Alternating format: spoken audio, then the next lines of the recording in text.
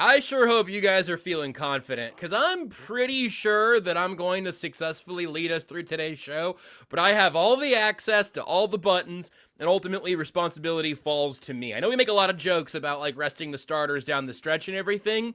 This is literally a circumstance where Tucker Franklin, Patrick Mahomes, serious knee injury, he's in Florida. Nick Springer, our Gardner Minshew, total party animal, but he's gonna get you from point A to point B. Now I am here. I'm not even Chris Oladokin. I'm Noah Gray taking quarterback snaps, but I think we're gonna be okay. Seth, how do you feel about my ability to lead us through this show today? Josh, I have never been more confident.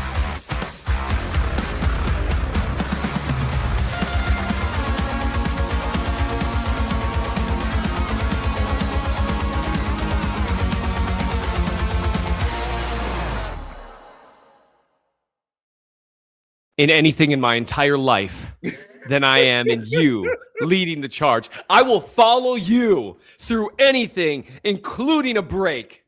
Or oblivion. This doesn't seem so hard. Welcome into Only Weird Games Week 18 edition, the final Only Weird Games of 2025. Joshua Brisco, Seth Keysor, and Nate Taylor with you here. Seth, I saw you like exhale and roll your eyes, realizing that we are in fact at the end of this year, I think. Nate, I just wish you had some more stuff going on, man. I wish you would have packed a few more things into this year. Thank you. Can I take that as my end of year Instagram caption? I wish I would have packed more things into this year. Yeah, absolutely. The beauty about playing for the team that you root for, playing a game on Christmas night of all nights, is I really have thought, and this is joking. I want to be very clear. This is joking. Nate's never meant anything more in his life. Correct. This is not to disgruntle any professional athletes that have worked with their lives to play a football game that is utterly meaningless but very important in Las Vegas on Sunday. I spent Friday, Saturday, Sunday, and yesterday figuring out how in the world can we get Noah Gray and Travis Kelce in the backfield. How can that happen? Can we tell Chris Oladokin your roster spot is secure, right? You will either be quarterback 2 or quarterback 3 in 2026. You performed very admirably on Christmas night. We need you to tweak something in the start of the second quarter so that red zone has to turn to Las Vegas because Travis Kelce is 2 for 4 for 40 yards. How can we do this? There has to be some way for us to make this game truly memorable. And I've been really just ruminating on that for, again, the last 4 days. I think I've got you, Nate. I think I have an answer from something that I saw go past my my Twitter timeline a few days ago. There was a legendary moment in Chiefs history where I think Chris Oladokin is ready to follow, in many ways, ready to follow in the footsteps of Tyler Thigpen. Chris Oladokin, you don't need to tweak anything. You don't need to leave the field. We just need you to run the route. Travis Kelce to Chris Oladokin in Las Vegas. That's a highlight. Come on. All I want is that I want them to draw up an offensive game plan built around laterals. I want to see more hook and ladders. Bring back Kadarius Toney. Yeah. Yes. All I want is for them to treat this game like a social experiment or a football experiment, which, to be fair, they should have treated the last several games like that. Instead, they tried against the Titans and got washed. Hey. And ethical. Whoever created this on Twitter, I love ethical tanking. Tanking is in any way ethical. But look, that's some great ethical tanking we've seen over the last two weeks, Seth. You and me both know they were kind of sort of trying to compete. Oh, of course. And that's why it's made it even. That's why it's ethical. And then there's the Raiders who are like, "Hey, Brock, you're injured. Hey, Max, you're You're injured. hurt. Oh, which, We by are the going way, to actively jeopardize our relationship with our only real cornerstone player.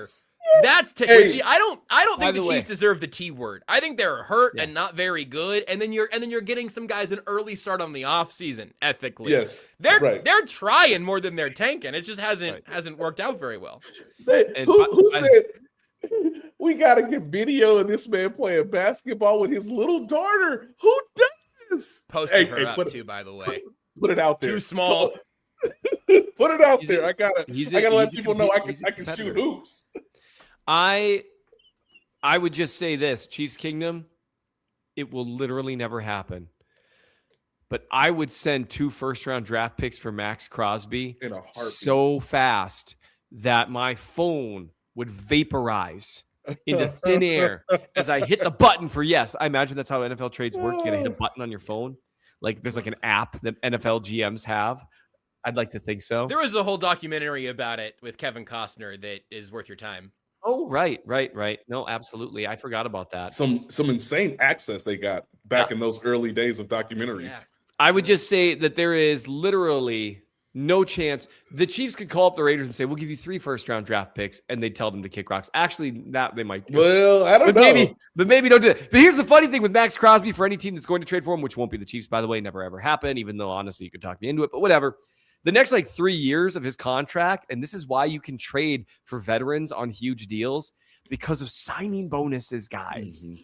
Because of signing bonuses, it's like, we get Max Crosby for $25 million a year, slightly more expensive than George Karlaftis. That's what would happen.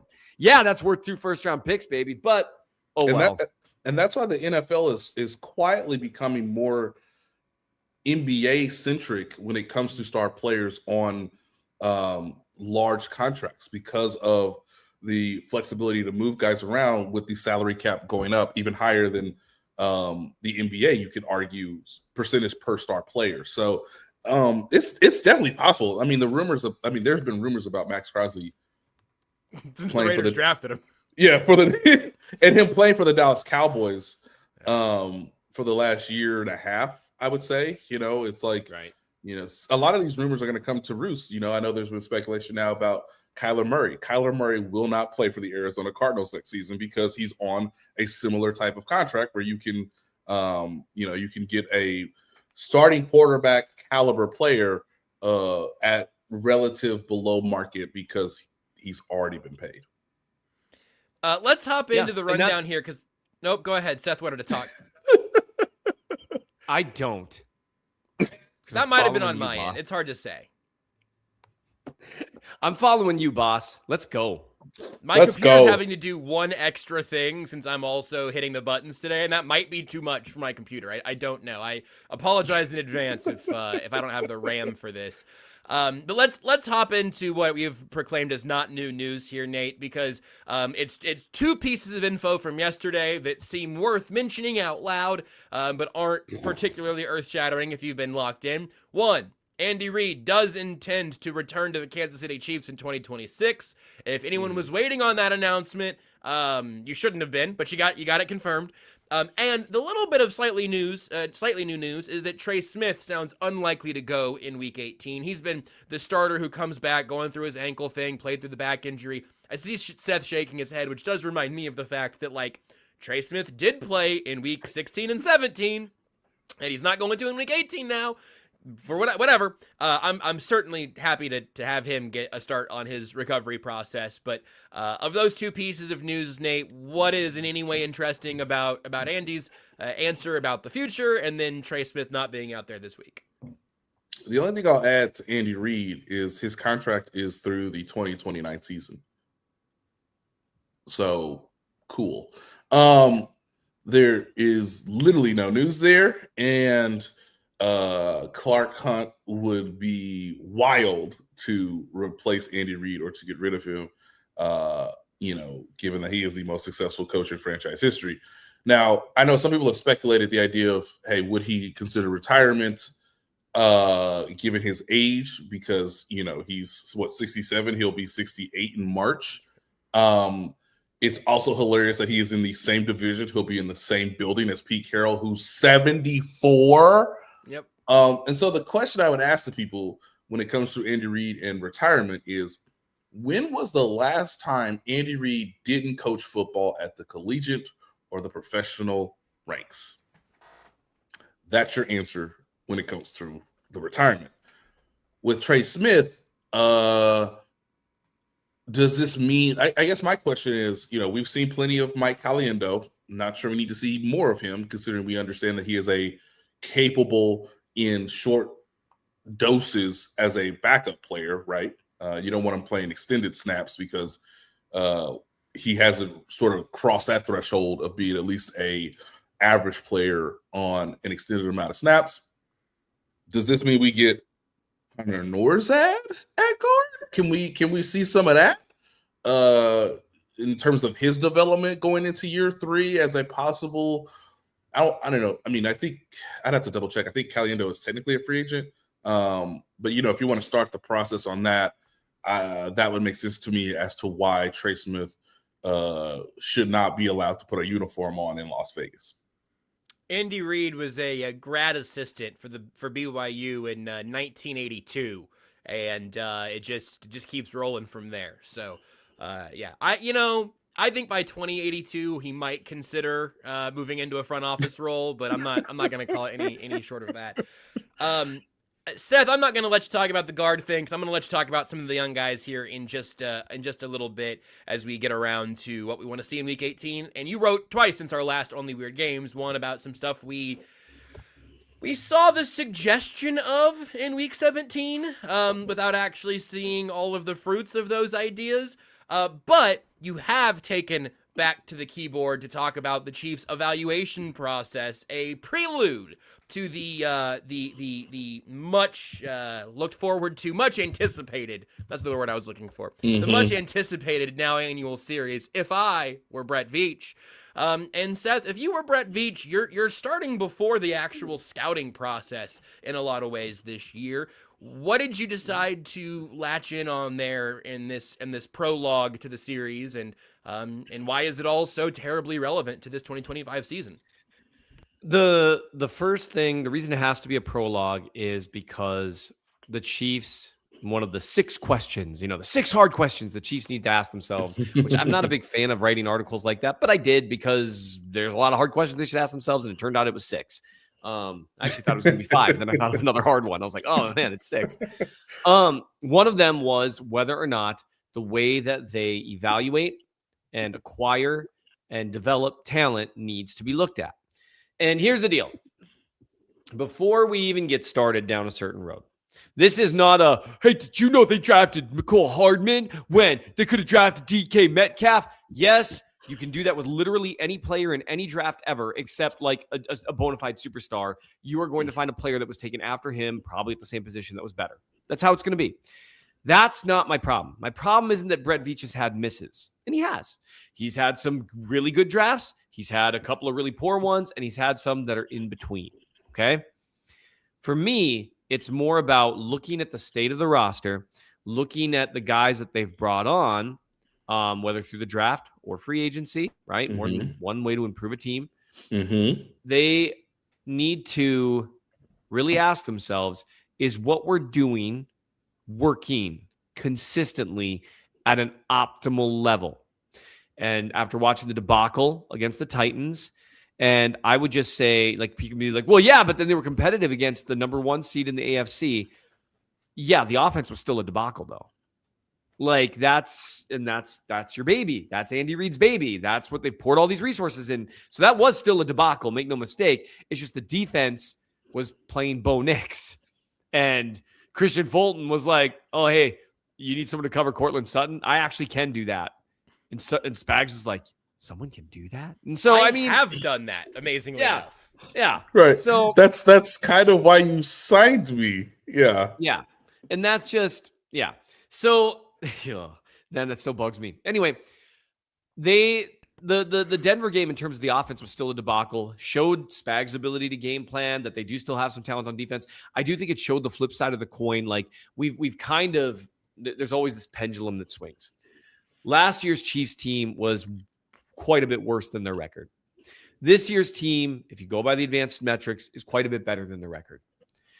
You are who your record says you are at the end of the day. So last year, they were a Super Bowl contending team that actually went to the Super Bowl, got drubbed. This year, you're a bad team that missed the playoffs. That's what you are.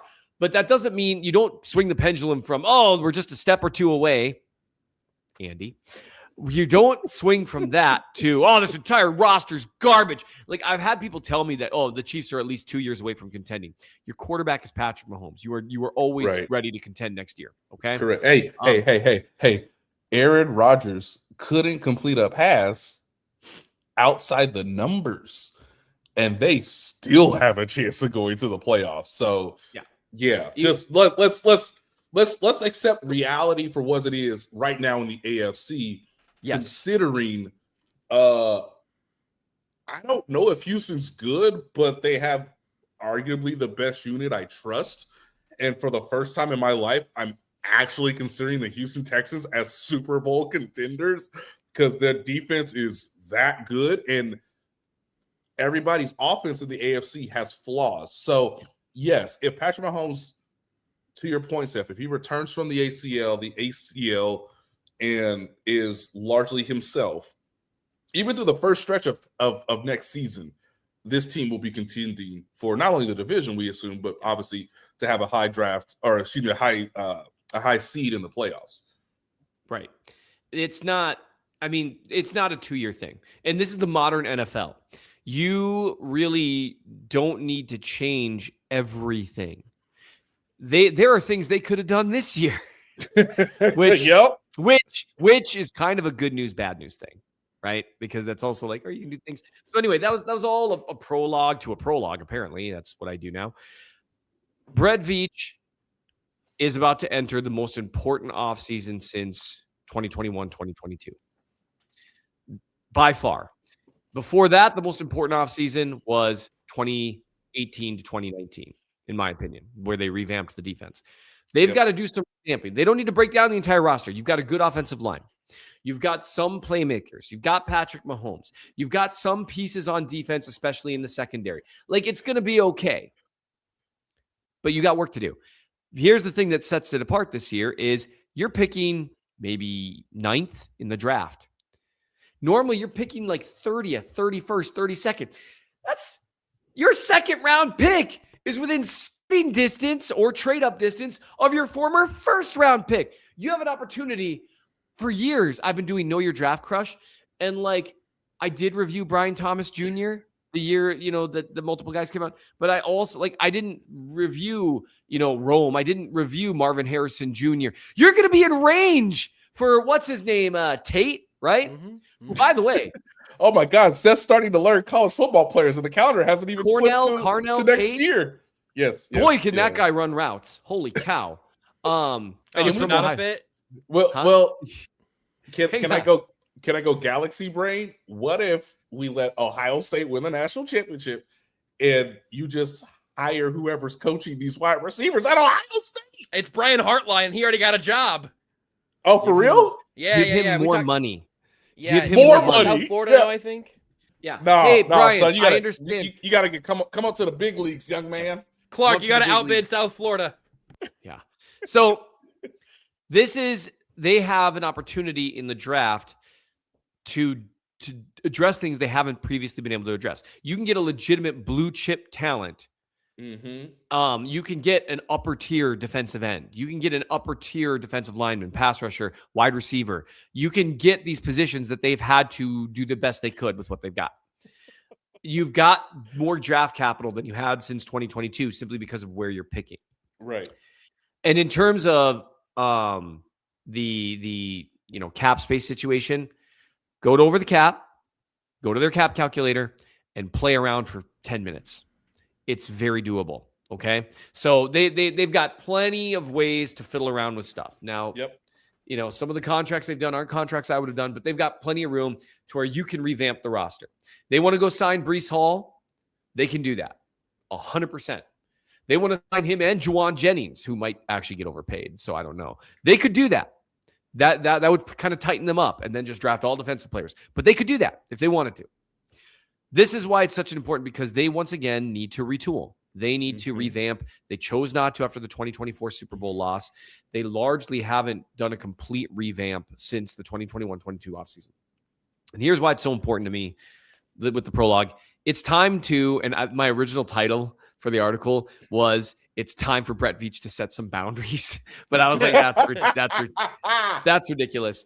But it is time to sit down and have a conversation about the manner in which Jalen Phillips incoming, Seamus, that's a great idea. That's a great idea because I don't believe the Eagles have extended him. They got him for like a 1-year thing. Yep. He'd be a great fit. So, and based on their salary cap sheet, that is more likely to happen because of, guess what, kids? Void years. Yes. So, yeah. So here's the big thing, though. Veach needs to sit down with Andy Reid and Steve Spagnuolo in particular and have a conversation about how they are going about talent evaluation. And so that's the first thing I wrote about is this idea that currently, and I had some people push back at me. It's like, you're assuming. It's like, I'm not assuming. I know. Right.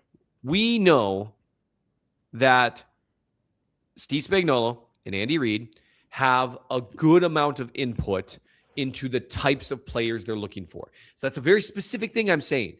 And that's true throughout the league. Coaches are always telling their GMs what they're looking for. Correct. What we've seen is in Kansas City, it's not this positive. I don't think Andy Reid or Steve Spagnuolo have ever said, you need to draft this guy. I do think they say we need to draft this type of guy. Here's the archetype. Go find me the best version of that.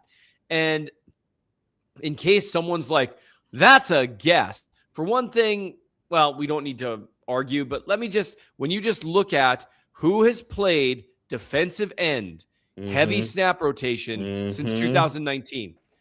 Frank Clark, Tano Passignon, Alex Okafor, Emmanuel Ogbah, Melvin Ingram, Carlos Dunlap, Mike Dana, George Karlaftis, Felix Anaduke Uzoma, and Ashton Gelati.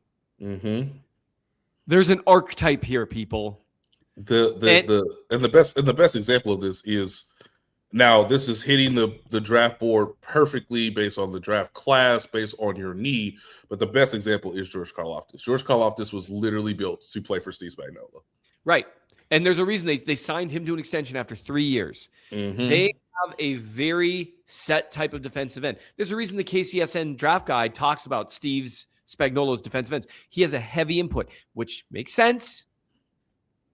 However, and Seamus putting Felix in that category is a little bit of a reach. Here's what I would say. A guy with not a ton of burst at the line of scrimmage, power-based game that's dependent on savvy. He had a little more bend than what you'd normally see. Right. And their belief was he was going to continue to ascend because he was a late bloomer in college. Therefore, he would have more potential to maybe max his potential in the NFL. And that's where Melvin Ingram is a bit of a reach too, because he had short arms, but he was a certain type of player where they prioritize being able to stop the run, generally speaking. They prioritize being a pocket pusher as opposed to a guy that goes screaming around the edge, all that stuff. So, and Ashton Gelati, by the way, short arms, but he was a power-based guy. Same stuff. If you look at the wide receivers they've chosen. Now, George Pickens, I don't think was on their board for a number of reasons. He was not. Right. But you have Whatever different archetypes. You have different archetypes. Now, to be fair, he did force his way out of Pittsburgh. I think whatever team pays him a big contract is going to regret it, but we'll see. You know what? Sky Moore's team's got a straight ticket to the NFC Championship game. So, I guess that's that. Absolutely. And that's why we make only choices that are door A or door B.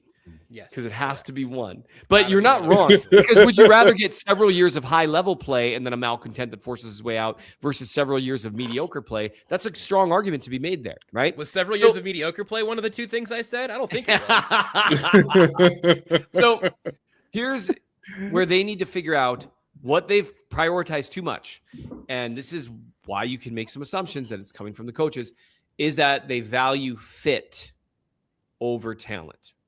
And you see that with free agent signings. You see that on who gets playing time. You see that with trades. You see that with the draft. Can I add one thing?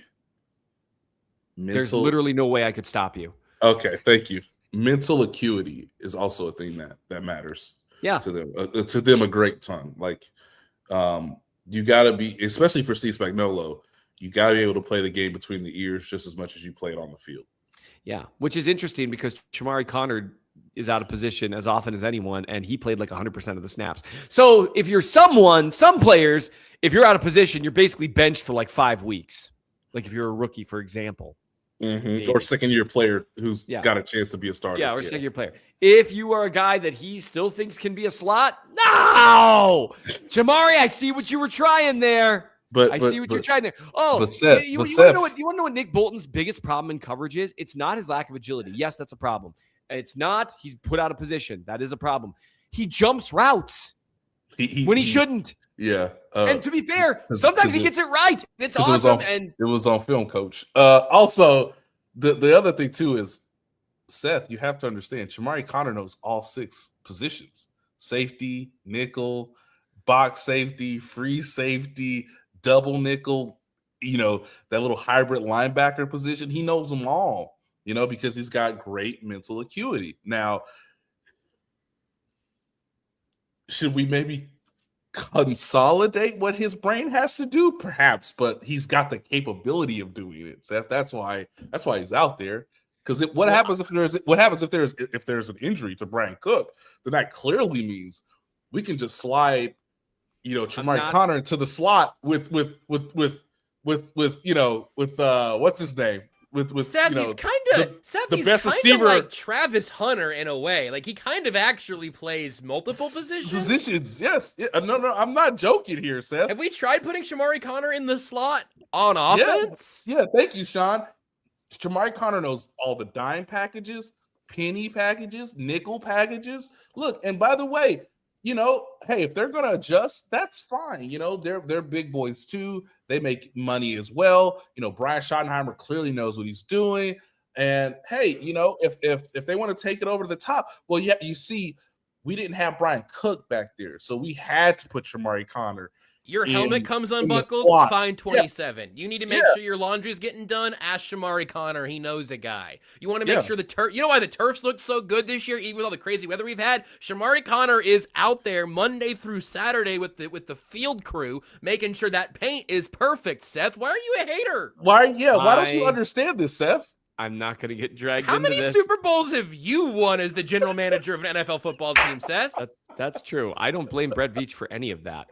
So here's the thing. Shamari Connor, by the way. Wow, so you do think the Chiefs should fire Andy Reid. That's crazy. Wow. Shamari Connor is a good player. He really is. Sorry, I missed when you said that. We're good.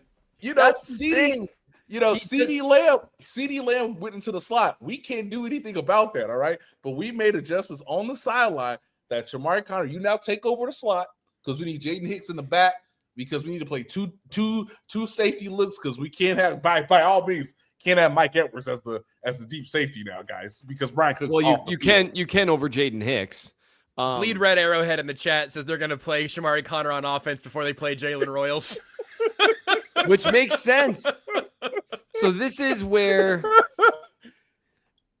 people do the Dan Sorensen comparison, but Shamari Connor's a good comparison in that they value fit and traits. The real Super Bowl walkthrough is crazy.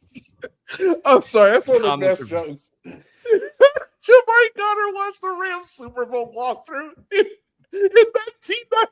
What was it, 2001? Hey, Belichick, I got it all figured out, boys. So the Chiefs are chasing archetypes, in my opinion. They're looking for fit. They're looking for fit over talent.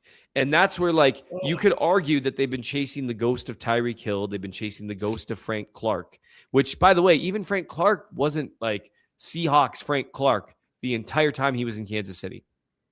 Contributed, did some good things. But from them, I mean, they gave him the superstar treatment the entire time because they value fit. Nick Bolton is a solid player who should not be nearly as controversial as he is. But because they value fit over everything else, you got him out here trying to run to the sideline as a dime backer. And that's not fair to the guy. You've got Shamari Connor being asked to play all over the field because they value fit over talent too often. Now, I'm not saying they only value fit. But I will say that comes up a lot. And this is where, if I were Brett Veach, one of the first conversations would be, we need to start looking at prioritizing talent on equal level with the system. Because the system, especially on offense, by the way, I actually hold Spags less accountable. Not accountable. I'm not as mad at Spags for valuing his system as I am Andy, because Spags' system is working better. Andy's system, you took Pat out of there and suddenly had a bottom 2 offense. Ooh. Now, it is backups. I get it. But you take Nick Bolton out of there and the defense gets better weirdly. That's wild. And that's a joke I'm making because this is a comedy podcast. Someone commented they're chasing the ghost of Anthony Hitchens. Disagree. That would be very easy to catch. Ben Neiman. Like, people can start naming examples here. There's a reason why Mike Dana came in as a rookie and immediately was getting like 45% of the snaps. And he's been basically the same guy. He knew everything. He was versatile. He was mentally sharp. And he played fine. And he was Seth, that doesn't matter. Whatever the coaches asked me to do, I'ma do. That's why Leo Chanel has just continually taken off. Coach, you want me to spy Lamar Jackson? No problem, coach. I mean, look, to your point, yes. Steve Spagnuolo has been able to use maybe more pieces and have success with them beyond just holy smokes for 2 straight years. As I look at it, Patrick Mahomes accounts for 75% of the offense. Literally. I think, and I understand why people are like, I love Jeremiah Love because, oh my goodness, can someone do something of like Herculean effort that's not Patrick Mahomes? Because even the system, even the playbook, even the play callers have Patrick Mahomes rolling his eyes because he's carrying 75% of the offense for 2 straight seasons. We are now learning, by the way, that Lamar Jackson cannot do that. And I think we might learn in this postseason that Josh Allen can't do that, even though he hasn't this year. Dalvin Cook is carrying that offense. It's James Cook. But I'm just saying, James Cook, the coaching. Dalvin Cook would be RB1 in Kansas City. But that is true. That is true. But what I'm getting at, Seth, is we are learning that the more responsibilities you put on the quarterback, the more it's hard for that quarterback to keep his level of play at the highest heights, because this is a team game where you need other guys to contribute at a high level. And I mean, as someone who watched that entire Eagles game for the Bills, like Joe Brady and the coaching staff just forgot like their second best player is James Cook in a rainstorm against a very good defense. But why don't we just put it all on the quarterback? So we're learning. And of course, the offensive line kind of puts everything on Joe Burrow. And Joe Burrow sort of asked for all of this based on the receivers and the contracts that have been constructed around him. We are watching the modern era of star quarterbacks be put under immense duress and burdens because they are so good. But this is a team sport where like handing the football off has to be a legitimate threat, especially when you get as to what we all say is real football when it gets cold outside, where you're going to have to compete against top level defenses to go to the Super Bowl. Andy's system has only made things more difficult for Patrick Mahomes. When we saw through the first 4 years, he made life for Patrick very easy to a degree. And that was also because the talent level was that high as well. Yeah. And that's where you can't worship at the altar of the system if the system isn't necessarily moving the needle. And that's where, if I were Brett Veach, you have to reevaluate how you're doing evaluation. I had a great comment on the Chief of the North newsletter where one of my commenters said, and I apologize, I don't have it pulled up, so that would take a little while here. He said that going for fit might make sense when your top level talent is prime Travis Kelce, so high, prime Chris Jones, and Patrick Mahomes. Then maybe it makes sense, and or peak Tyreek Hill, right? Or, you've got some of these places. Maybe it makes sense when you've got the talent level is there. But when your foundational guys are good or even really, really good, but not in the outer space level besides Mahomes, yes, it changes things to where you do need some bursts of talent. That was kind of that line, like spurts of greatness this year, right? They were used to getting long stretches of greatness, and you only needed the other guys to fit in around that greatness. And so I think there's multiple reasons to view it this way. But if I were Brett Veach, one of the first things I would do is sit down and say, I need you to let me do things. And this is going to really like tickle the ears of a certain segment of Chiefs fanhood. I need you to let me do things a little more like John Dorsey. Not all the way. I'm not asking that I'm the only voice in the room in picking players. And I'm not saying I should ignore literally any character concerns whatsoever. Because that is kind of the cheat code there, right? Like, it's just like, okay, no one else wants to touch this guy who's probably the greatest pound-for-pound athlete the NFL's seen in the last 3 decades. But have you seen that dude move? Like, and I get it. But they do need to give him, in my opinion, a little more ability to not worship at the altar of fit, because I don't think Andy Reid and Spags can help themselves. And how could they? They've been doing this forever. They're coaches. They're going to see it through the lens of fit.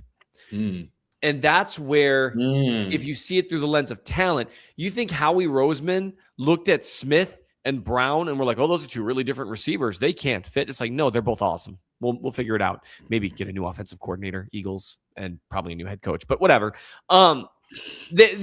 Talent can raise that level up, right? And that's where, okay, sure, fit matters, but not as much as talent. And that's where it matters a lot in terms of, and Seamus, thank you. Seamus, you're on fire today. The example of Rashee Rice versus the other receivers that they've drafted during the Mahomes era. You've got these archetypes, right? Where you're valuing speed above everything else. And Xavier Worthy doesn't deserve, I think Worthy's a significantly better overall receiver than Hardman or Sky Moore. And it's not that close, but he hasn't been what you would like. But you value this certain thing. You've got this certain archetype. And when they went away from that archetype a little bit with Rashee Rice, you got a high-end wide receiver 2 or maybe a low-end wide receiver 1, depending on how he wants to develop from here on out. Talent matters. You got to blend the two. And right now, they are too far towards fit, and they're too far towards he does what we want him to do. That would be great if your system were still Shanahan's or McVay's, and even Shanahan and McVay's offense looks a lot better with Devontae Adams catching passes next to Puka Nacua, doesn't it? Remember when Cooper Kupp was starting to kind of fade away, and suddenly that offense didn't look as good. Right. That's how this works. Talent matters. So they definitely need to. They need to figure out a way to blend the approach. Your system would have a little bit. Your system could be a little bit stronger too if the guys that you feel like fit the system play immediately. And we have seen over the last 2 years those guys don't play immediately as well, which is why everyone asks so much. Where the hell is Jalen Royals? Where the hell is Jeffrey Bassa? Where got the only player who got a chance to play from the start of the season was Josh Simmons because of roster need more undeniably excellent. Oh, of course, more so than fit, right? We did see Ashton Gelati get like some snaps in Sao Paulo, and then it just never progressed from there. Obviously, people might not forget this, but like Omar Norman Lott was their 2nd round pick, and that player not being asked to play immediately, even though he's supposed to fit your system. Ooh, that's a disaster, because once you did start playing him towards the midway portion of the season, we all understand he had the ACL tear in his rookie season, was utterly a failure because of the injuries and because of what they asked him to do with his body, even though he was quote unquote supposed to fit the system. Just a hat tip from earlier, Seth. Your commenter was Gonzalo, who made that point in the newsletter. I pulled it up earlier, and then we went so far afield of that conversation, I thought this is a waste. But shout out to the comment section there in the newsletter. And Seth, I'm hoping you might be able to answer a rhetorical question that Nate just asked.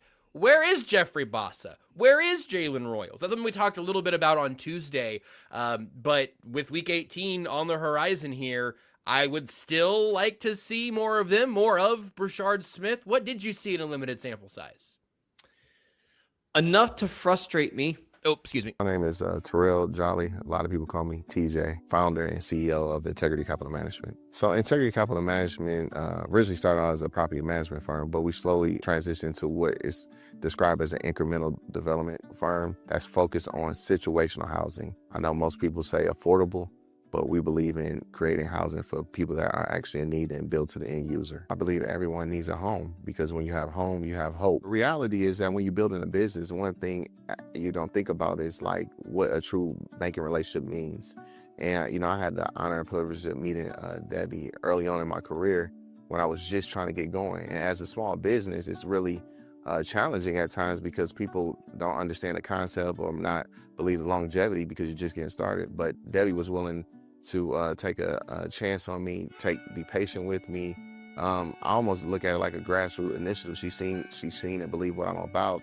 Anybody that's really true about their business and want to get some things done, I would definitely trust hands down Enterprise because Deb's team, along with Aaron and Jackie and all the amazing people that work behind the scenes, even from the treasury side, I would say, hey, give them an opportunity because you won't be disappointed and you will actually be in hands that actually somebody care and that will see you from start to finish.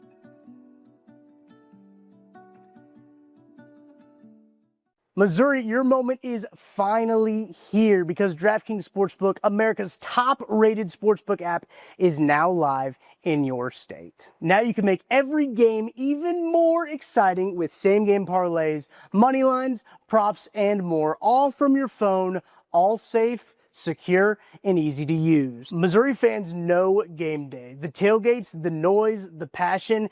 Now with DraftKings Sportsbook, you can bring that same energy to every snap, every touchdown, every win. And right now, new Missouri customers can bet just $5 and get $300 in bonus bets instantly. No waiting, no nonsense, just pure action powered by America's top-rated sportsbook app. Download the DraftKings Sportsbook app and use code KCSN. New Missouri customers bet just $5 and get $300 in bonus bets instantly. That's code KCSN. The crown is yours. In partnership with DraftKings Sportsbook. Gambling problem? Call 1-800-GAMBLER. 21 plus, physically present in Missouri. Eligibility and restrictions apply. Terms at DraftKings.com/sportsbook. Bonus bets expire 7 days after issuance. For additional terms and responsible gaming resources, see sportsbook.draftkings.com/promos. Okay, Seth, for real this time. Of course, we talked about them after the game a little bit last week, but you wrote about them and took a closer look at the very limited sample size for Jalen Orioles, Jeffrey Bassa, and Brashard Smith. What did you see in those very limited looks? And then, Nate, you get to tell us if we're going to see more from them in Week 18 or if we should just shut up and stop asking. I just don't understand. We'll start with Bassa. We talked about him last week a little bit. Mm-hmm. I don't understand how you ask him to drop and you see him not take the cheese too much, and he takes a step up on the play action. Then he starts to get depth, which is what he's supposed to do, but then he sees the ball is going to come out to the running back because there is pressure and immediately closes and hits. He shows comfort and fluidity in space. Bassa's not an elite athlete, but he's a good one. Mm-hmm. He plays faster than he tests is one thing I've noticed. He's not elite. Like, it's not like watching Willie Gay Jr. run around out there or something like that. But like, he had the mental acuity kids in college because he played multiple positions in college. Right. So you'd think he'd be able to get on the field, but that's where he makes the tackle in space and the running back drops it, kind of hears footsteps. I don't understand how when you're the Chiefs and you need to decide whether or not you are going to retain Drew Tranquill next year to play Will or whether or not you're going to move on. I don't understand how you don't want to learn more about Bassa because that's a Drew Tranquill snap. It's exactly what you're asking Drew to do. And yet, here we are. So I saw that from him. Brashard Smith. So everyone saw him score a touchdown. I thought one thing that might be helpful. Yeah, he broke a tackle, which is great. He had better contact balance than I think a lot of people expected, myself included, because he's a smaller running back, and he's run hard all year. He looks very comfortable in the open field. We saw that on the punt returns. the thing that I really want people to focus on, go back and watch that touchdown or look on the Chief of North newsletter because I did a freeze frame of this. Because of when the ball comes out and where the ball comes out, even though Denver has a bit of a miscommunication, the ball comes behind him. And so he's got to twist back and slow down and catch the ball facing the wrong way. And that means the defenders have time to start closing.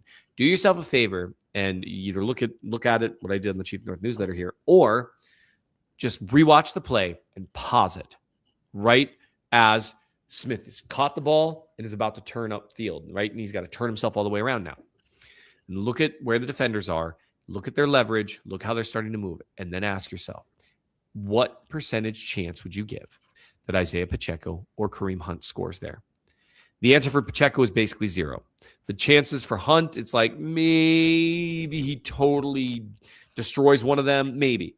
But odds are less than 5%. And one of the things that he does there, because he's able to turn and accelerate, the angle that the defender hits him is more parallel to the goal line and easier to break than him getting in front of him and breaking down. Those are the little things that you just don't really notice. Being a 10th of a second faster and quicker can make all the difference in the world. That's what I saw in Brashard Smith. I've seen it most times he's touched the ball this year, and yet. So, Noah Williams played well too, but he got to play 100% of the snaps. So I've got no frustration there other than they, benched him for like 4 or 5 weeks. It was nice to see Christian Fulton also, not a young guy I know you mentioned in the newsletter, but just like weird. Also, though Williams kind of got benched for Christian Fulton for like a handful of snaps in the middle there somewhere. Very odd. Nate, what do you make of that same takeaway there with a little time to look back on the Christmas game?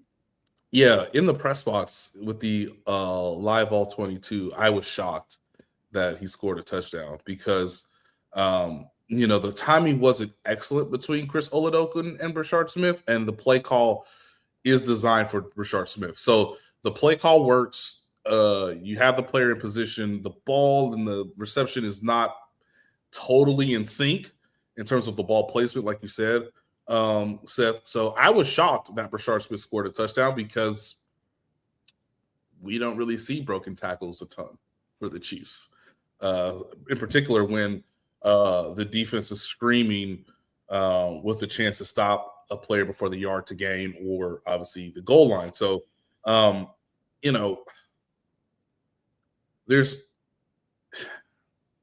understand why people are frustrated with the coaching staff. Now, we'll never know, and I want to make this clear, we'll never know if Brashard Smith is actually a running back. Certainly not at this rate. We might have a better – now, I think this is interesting. We might have a better idea and sense of his place in the offense in the upcoming offseason program, right? The OTAs, the mandatory mini camps, like how they choose to try to increase his responsibilities and what his role will be in the offense. You will get a better idea of that, I believe, in the offseason because this coaching staff has never put him in a place to really be a running back. And so he plays a position, but they don't hand him the ball. So I just want to prepare people to not be furious if they keep giving the ball to Isaiah Pacheco and Kareem Hunt against the Raiders to end the regular season. They shouldn't do that, but I wouldn't be surprised if they do that, actually, because as much as the Raiders are a bad team, as much as the Raiders will do whatever it takes to lose Sunday, it would have been really serviceable to see Brashard Smith get even 5 rushing attempts against the Broncos, which means you nor I, ladies and gentlemen, should ever have the thought that like Brashard Smith's going to get 5 actual running back carries against the Raiders. It's just, I think that is one of the more confounding things because to Steph's point, the talent is so evident, and yet they didn't really invest in him as he continues to try to make the transition from receiver to running back. It's one of the more confounding things. And so I just want to prepare people to be like, well, hey, Brashard Smith scored his first touchdown last week. Hey, Brashard Smith breaks tackles. Hey, he has an RB next to his name. Why don't we just see more of that in the last sort of, live scrimmage before next season? I'm not going to be stunned if he's just doing much of what we saw on Christmas Day, which is, hey, you get 5 touches, 4 of them are going to be in space, and we see if you can give us something from a dynamic situation, because I don't know if he really has a running back role in this year's team. He had 14 carries against the Raiders the first time. That's almost half the work he's gotten on the ground all year. Just fourth quarter mop-up duty, Gardner Minshew turning and handing it off. I don't know why you wouldn't do that again. But in looking back on that, Josh, that was to preserve the bodies of Kareem Hunt and Isaiah Pacheco, because you had already put that game on ice and you needed someone to just take those reps, to just run the clock out. They never let Gardner Minshew throw the ball, even though he was playing against his former team, right? Even though they could have dunked on the Raiders even more. I thought at the time, like you, Josh, like, okay, this is perfect. This is his chance to get some feel, okay, how do we work in space? What are the running back angles? How do you hit the lanes? Are you seeing it the way we want you to see it? Or can you read and react to what an actual NFL defense is going to do, even though it's the worst defense by all metrics? Well, now with the second half of the season, all that informed us was that, hey, somebody got to take these carries. Hey, Ricky, go eat them, because we do not want to waste the bodies of Kareem Hunt and Isaiah Pacheco as we get ready to go for another postseason run, which of course never came. And I've found some peace in most of this. If there was never a serious plan to make Brashard Smith play like a running back in 2025, I actually think the Chiefs deserve more criticism on how they handled that than they've gotten so far. Because Correct. Which is why I'm saying this now, because they had their opportunities the last 2 weeks, and what did they do, Seth? They still did nothing. Yeah, they did Zero nothing. Carries. Correct. It's really confusing when that was the young guy added to your running back room. Like even if Elijah Mitchell worked out great, even with Isaiah Pacheco coming back healthier off of his broken leg, and even with Kareem Hunt having a full offseason and training camp and everything, the only youth you added was a guy who got 16 carries outside of literal garbage time, even now, and they're just running the clock out on the rest of the season. If you want to make him a wide receiver, draft him and put him in the wide receiver room right away. Maybe he got lost because Todd Pinkston is the running backs coach and he remembered him playing wide receiver. Maybe Brashard Smith walked into the wrong meeting room and then never told anybody. Like, that's really confusing. Almost as confusing as the fact that Jeffrey Bassa is linebacker 6th this year. Nick Bolton, Drew Tranquill, Leo Chanel, Jack Cochran, and Cooper McDonald all have more snaps this year than Jeff Bassa. When you talk about, Seth, the idea that he could be the reason you feel some confidence, not just parting ways with Drew Tranquill this year, but parting ways with Drew Tranquill this offseason and not feeling like you've got to go spend several $1 million to keep your head above water there, I'm just surprised there hasn't been a little bit of urgency in proving that he can or can't be that guy. Like, I know that Jaden Hicks closing out last year strong did not make him a perfect starting safety this year, and that he had some struggles, but I do not understand through any of this logic why Drew Tranquill snaps in week 16, 17, and 18 are a better thing for your organization than Jeffrey Bassa snaps. Again, I'm not telling you they're going to be all pros. I just want to see reps that matter. We get geeked for the preseason because we finally get to see these guys hit somebody else, and we're in the same exact mode right now for Brashard Smith, Jeffrey Bassa, and Jalen Royals. There's nothing new to evaluate. It just feels like a missed opportunity to not get some live hits out of that. Absolutely. I like the way that you phrased it as a lack of urgency. Yeah, there's always a risk to just psychoanalyze everything we see. And that's, people do that all the time. It's like, oh, they didn't want it as much. It's like, well, that might not be what happened. They might have just lost, Right. But I will say, you can describe that decision as a lack of urgency. There's just this idea that, we'll figure it out. Maybe. I mean, you often have. Most recent evidence says you won't. And that's where it's just one of those things where it's just that lack of urgency is something that feels like it comes through in so many decisions that have been made this year and previous years. And they've always managed to overcome it. And so you kind of just like, hey, scoreboard, man, I guess there's a method to the madness. Mm-hmm. Well, that's the thing, though. And people are maybe wondering, certain fans are wondering why the Chiefs aren't getting more benefit of a doubt.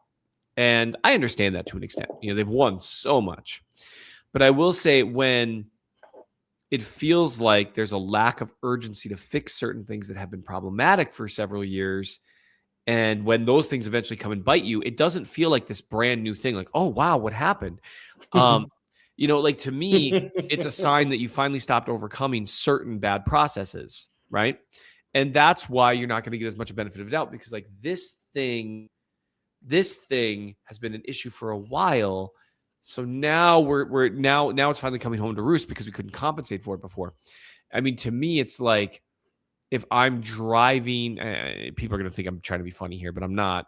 If I'm driving 110 miles an hour to and from work every day, and then, one day I finally hit a deer, people shouldn't be like, oh man, well, who could have seen that coming? It's like, well, I mean, my process was bad. And that's where not all of their processes are bad. You didn't get unlucky. You finally got unlucky. Yeah, you finally paid the piper. And you finally stop being lucky. And that's where they've been so good in so many areas that you don't throw out the baby with the bathwater, right? There's still things that they do really well that they ought to keep doing. And so that's where you got to be cautious about what you do this offseason. This isn't like, a complete, scorched earth overhaul is necessary. But some significant, I was going to say significant tweaking, but I don't think that quite does it. I think you need to purge some bad habits, and a lack of urgency in development, I think, is one of them. They have been able to lean on the greatness of Patrick Mahomes, Travis Kelce, and Chris Jones. They've been able to lean on that. Travis is not what he was, and he knows that. Still a really good player. Chris isn't quite what he was, and he knows that. Still a really good player. Chris is probably, of the two of them, still like right up there at the top of the league, like if you look at win rate and stuff. But you can't, the analogy that Soren gave, a while ago, if the sun gets 1% less bright, that can cause some real havoc because you depend on the sun for a whole lot. And that's where they've just got to figure that out. They've got to figure out how to adjust to the next era, and a lack of urgency that hasn't bit them before feels like it might. Well, if we end the show pretty much right now, we can get out here under an hour in a day where Tucker isn't here to witness it, and that seems pretty funny to me. Several times today, I thought today was Thursday and not Tuesday, so we do still have 2 more days to get ready to talk about Week 18 Chiefs-Raiders. I know you're excited for it. We're excited for it. I do actually fear the end of regular season Chiefs football. I'm not excited for a long, cold, dark offseason. We'll be here for it, and we'll be here on Thursday to talk about whatever we're going to figure out to talk about around Chiefs Raiders. Seth has just put his head on the table. Are you going to be okay, Seth? That sounded like a threat. It might be. Don't go anywhere, folks, or else we're doing 2 hours on Thursday, and we're going to drive to your house and play it out of a speaker, make you listen to it. No, we don't have that kind of follow through, but we will be back on Thursday. Until then, Nate, get us out of here, but do it in less than 60 seconds so we can get out under an hour. Happy New Year's. And hopefully 2026 is one that shines upon you. Yes, Nate Dogg, I understand that the Australian Open is soon, but we won't discuss that until the calendar literally changes. So we're still in December, we're still in the off season, we're still practicing serves and returns and maybe a couple volleys or two. But honestly, it's been great to have you all with us. 2025 was really nice to me. I hope it was really nice to you. Thank you, Howard. And yeah, just be kind to yourself. Be smart on Wednesday evening. Maybe watch an Ohio State receiver or two tomorrow. And yeah, we'll be with you Thursday to tell you how one team is going to out-tank another. And I can't wait to talk about it on Thursday. And time! It can't possibly be worse than 2025.